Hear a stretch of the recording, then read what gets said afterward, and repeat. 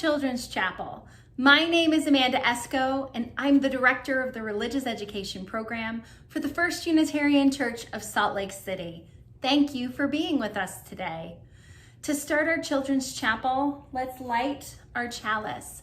If you have a chalice at home, go run right now and go get it so we can light it together. I'll wait. Okay, do you have it? Great. And if you don't, that's okay. I'll light mine here too. We're gonna say our traditional chalice words today. So if you know them, say them with me. Symbol of light, symbol of knowledge, symbol of warmth, symbol of freedom. We light this chalice as a symbol of our faith. Here we gather to celebrate hope and the infinite possibilities of love. Thank you for all being here. I'm gonna put our chalice over here. And in today's Children's Chapel, we're gonna share our joys and concerns. We're going to learn about a few UUs who are leading the path for change. And we're gonna talk about and pull out our Wonder Box and talk about our theme this week, balance.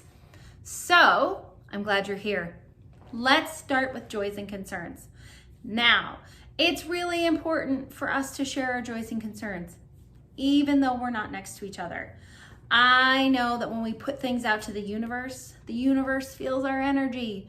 And likewise, you can tell your joys and concerns to a parent, a sibling, an animal, a stuffy, any old thing that makes you feel better. I'll tell you one joy that I had this week was that last weekend I got to go on a secret spy mission and drop off some presents for our high school class because they graduated high school. Our seniors at First Church are done with their high school, not college yet, with their high school classes, and they have graduated, and we are so very proud of them. So it was nice to see them from a little bit of a distance and give them a quick present and say we love them and wish them well on their journeys on in this life. Can't wait to drop off presents at your home one day when you graduate high school. So, what's happening in your world? What do you want to share with those that you love? Why don't you stop right now, share your joy and concern with those who are with you, and I'll be here when you're done.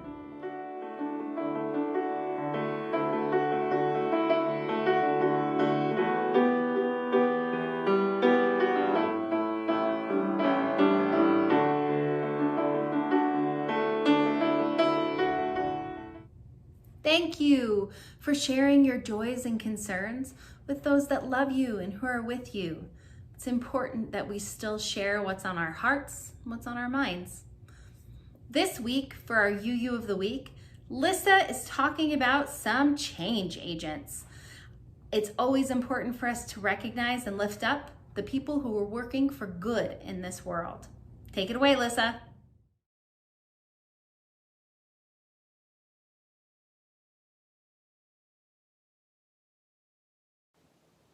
I'm Lissa Lander, the Religious Education Assistant at the First Unitarian Church of Salt Lake City. Since the grown-ups are still going to hold an online Pride service this weekend, even though the parade has been postponed until September, I thought we would shake up the UU of the week this time and talk about several UUs who have helped inspire change. Unitarians have been on the forefront of social change in America since the 1800s. Remember the dissenters for religious freedom like Joseph Priestley who fled Europe? Well, they just kept agitating our brand new country to change it for the better. The American Anti-Slavery Association was started by a Unitarian in 1833. The Seneca Falls Convention, which started the push for women's rights in 1848, was full of Unitarians. The Unitarian Service Committee has been defending human rights for decades, from helping people escape occupied Europe in World War II to our current refugee crisis and the Black Lives Matter movement. UUs have also been heavily involved in the gay rights movement and later the fight for marriage equality. In fact, the first ordained minister of an established religion in America to come out as gay was a Unitarian Universalist. His name was James Stoll, and he came out at a convention for college-aged Unitarians in 1969. He pushed the UUA to pass the first resolution banning discrimination against homosexuals and bisexuals in 1970, making them the first mainstream religion in America to do so. We were also the first denomination to accept openly transgendered people as full members with eligibility to become clergy in 1979. In the early 2000s, individual states in America began legalizing gay marriage.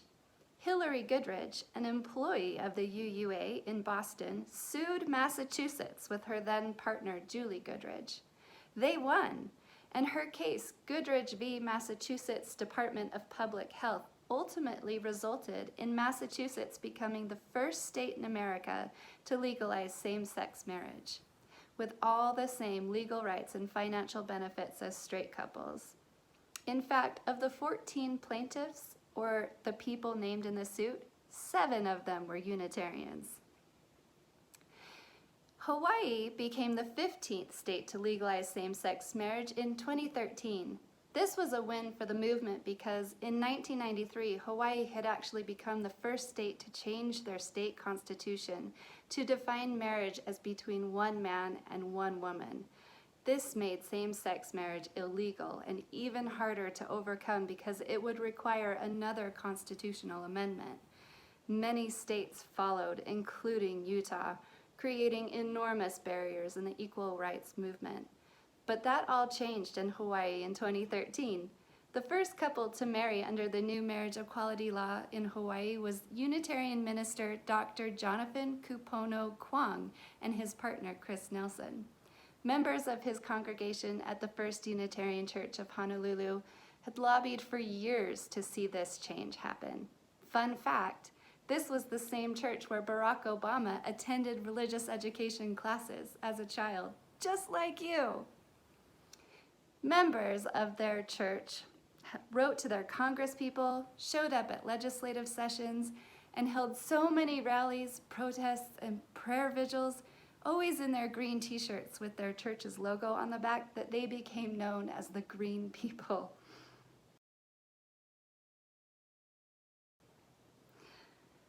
While same-sex marriage was legal in several states, the unions were still not recognized by the federal government. Right here in Salt Lake City, the case Kitchen v. Herbert ignited a chain of events that led to the Supreme Court making same-sex marriage legal and equal in all 50 states with the Marriage Equality Act of 2015. Members of our own congregation attended rallies, staged a sing-in at the county clerk's office while same-sex couples applied for and were denied marriage licenses. We rallied during the legislative session and have marched in the Salt Lake Pride Parade since its very beginning in 1990. So June 26, 2015 was a joyous day at First Church and for the whole country when the Marriage Equality Act passed.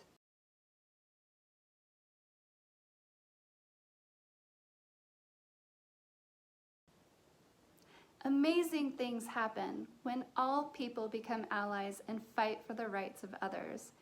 As Unitarians, many of our principles tell us to show up and fight because all people are important and we should work for a peaceful world because we are all connected.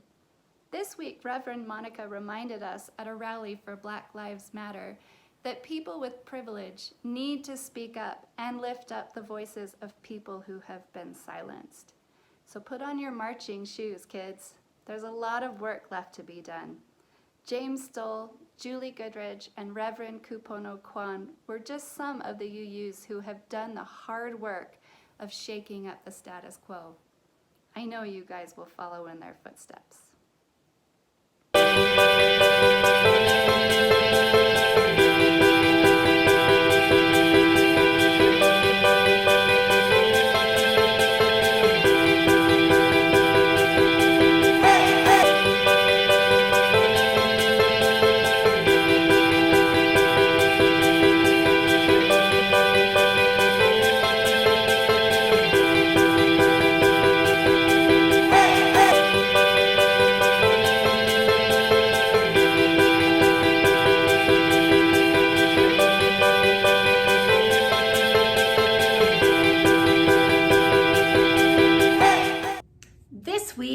Religious Education, we have been talking about balance.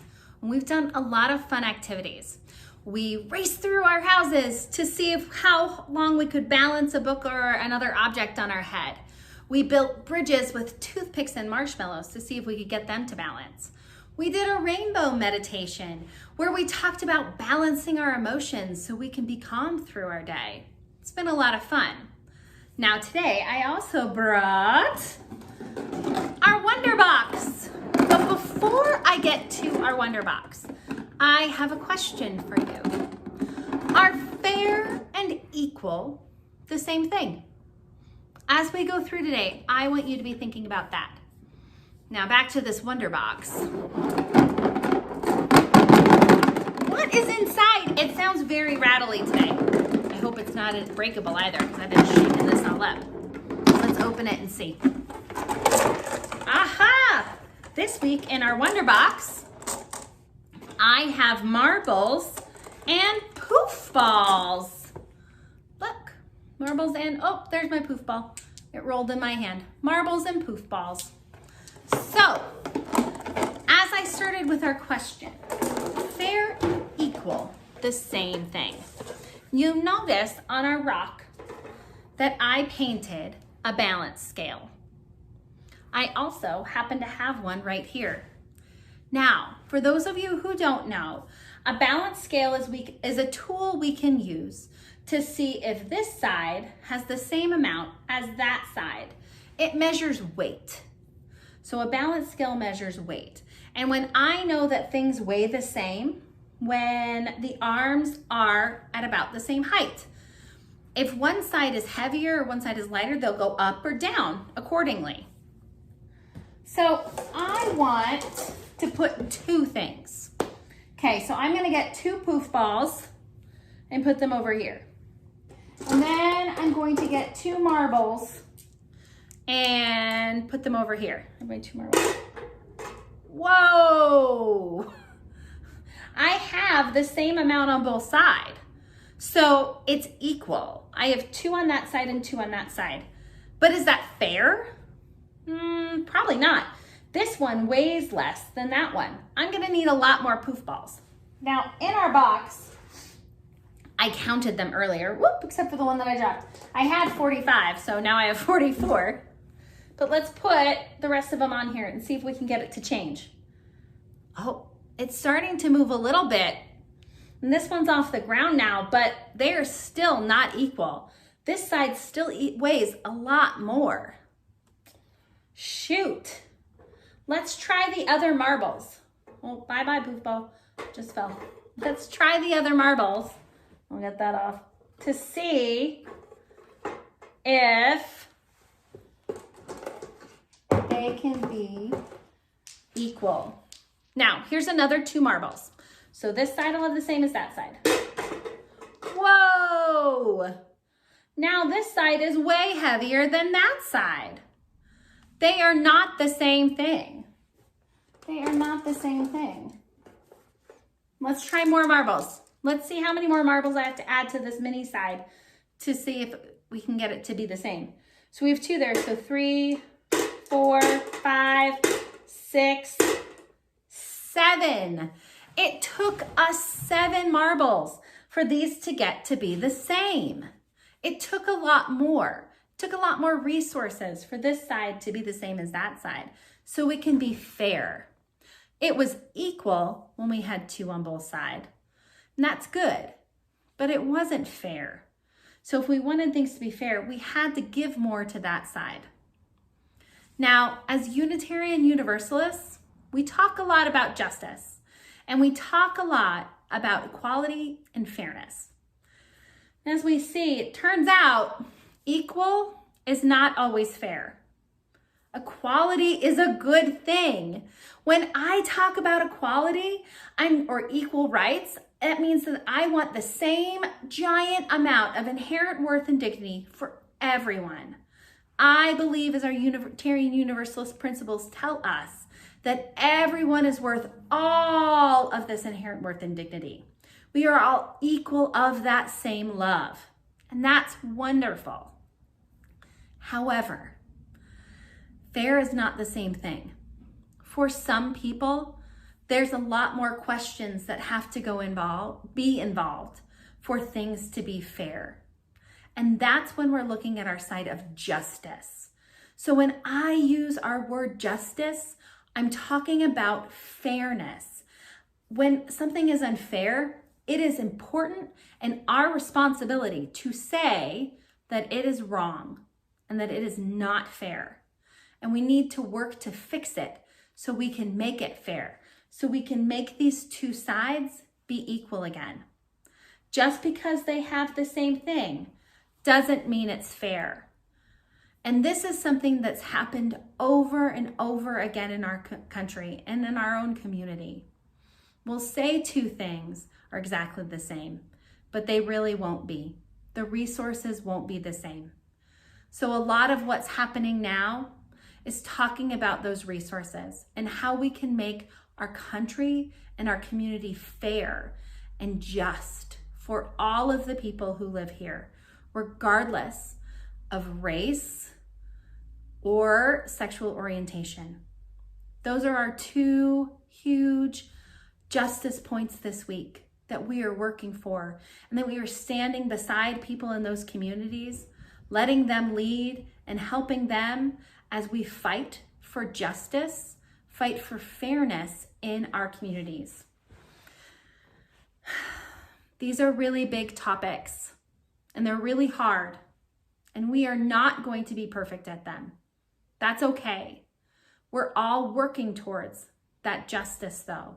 And what's important is the work and the fight for fairness in our community.